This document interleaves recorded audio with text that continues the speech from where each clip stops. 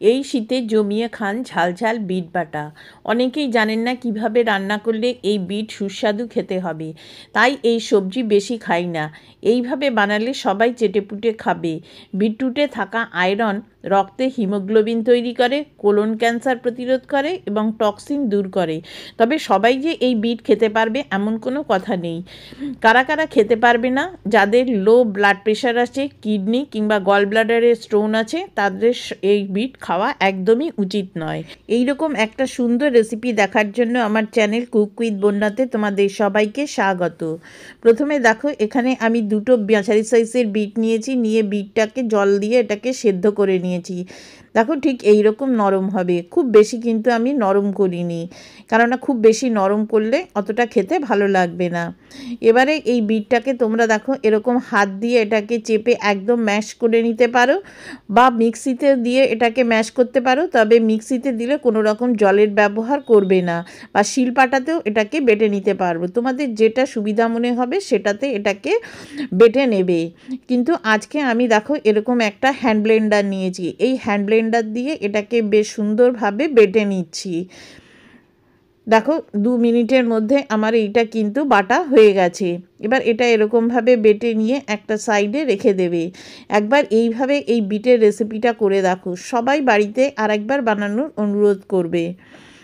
এবার একটা প্যান বসিয়ে দিয়েছি, দেখে এখানে আমি সর্ষের তেল দিয়ে দিচ্ছি। 3 টেবিল চামচ মতো সর্ষের তেল দিচ্ছি।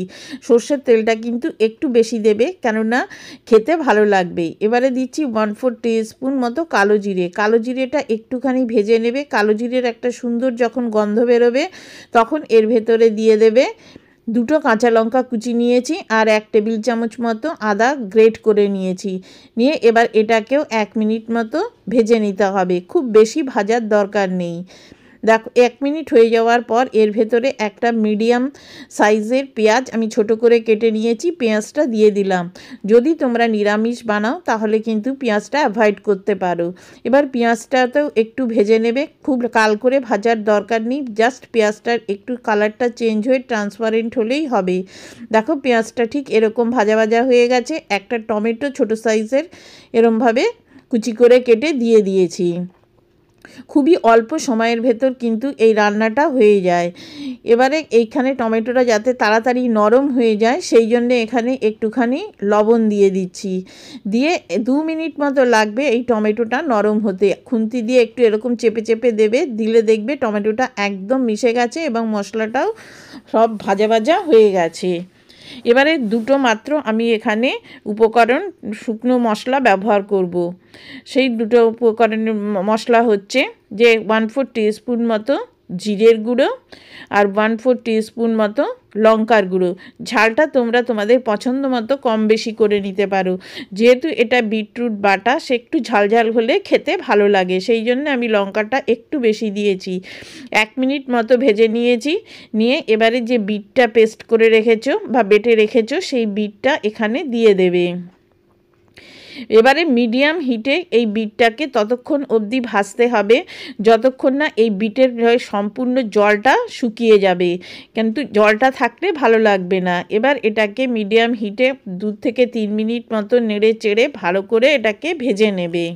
একদিন অন্তর একদিন সন্ধ্যার ঠিক 6:30টার সময় নতুন ভিডিও আপলোড করি। সবার আগে দেখার জন্য এখনই সাবস্ক্রাইব করে নাও। আমার লবণটা একটু কম মনে হচ্ছে, সেই জন্যে আমি আরও একটু লবণ অ্যাড করলাম।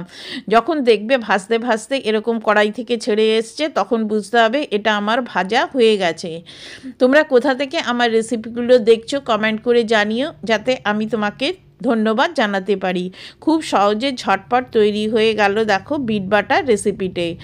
এবার এটাকে তোমরা গরম ভাতের সাথে পরিবেশন করো। আজকের এই রেসিপিটা যদি তোমাদের বন্ধুরা ভালো লেগে থাকে তাহলে অবশ্যই লাইক কমেন্ট শেয়ার করে বন্ধু হয়ে যেও। আর যারা আমাকে সাবস্ক্রাইব করেছো তাদেরকে অসংখ্য অসংখ্য ধন্যবাদ। এরকম সুন্দর সুন্দর রেসিপি দেখার জন্য আমার পাশে থেকো।